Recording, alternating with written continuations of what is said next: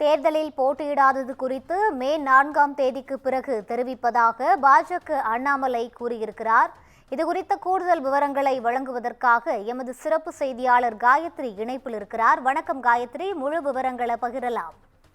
வணக்கம் ரூபி. தேர்தலில் போட்டியிடாதது தொடர்பாக மே 4ஆம் தேதிக்கு பிறகு தெரிவிக்கிறேன் என பாஜக முன்னாள் மாநில தலைவர் அண்ணாமலை தெரிவித்திருக்கிறார். குறிப்பாக வேட்பாளர் பட்டியலில் அவர் பெயர் இடம்பெறவில்லை என்பது ஒரு பெரிய செய்தியாகவே பார்க்கப்பட்டிருந்தது. குறிப்பாக வேட்பாளர் அறிவிப்புக்கு முன்னதாகவும் பின்னதாகவும் அவர் பெயர் இடம்பெறுமா என்கிற ஒரு கேள்வி எழுந்த நிலையில் பாஜகவின் வேட்பாளர் பட்டியலில் அண்ணாமலை பெயரானது இடம்பெறவில்லை. இது தொடர்பாக தற்போது ஒரு விளக்கத்தை அவர் அளித்திருக்கிறார். சென்னை விமான நிலையத்தில் செய்தியாளர்களை சந்தித்த அவர் பாஜகவின் தலைமைக்கு போட்டியிட விரும்பவில்லை என தான் கடிதம் எழுதியதாக அவர் தெரிவித்திருக்கிறார்.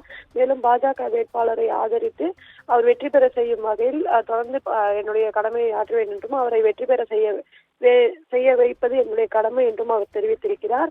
எந்த தொகுதியும் நான் பாஜக தலைமையிடம் கேட்கவில்லை என்று அவர் குறிப்பிட்டிருக்கிறார்.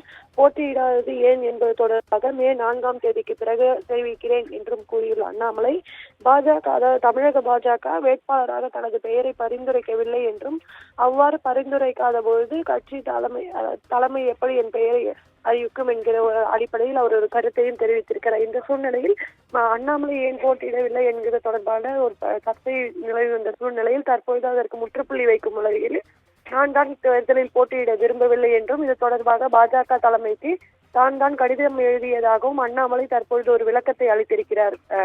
ரூபி, விரிவான விவரங்களை வழங்கியமைக்கு நன்றி காயத்ரி.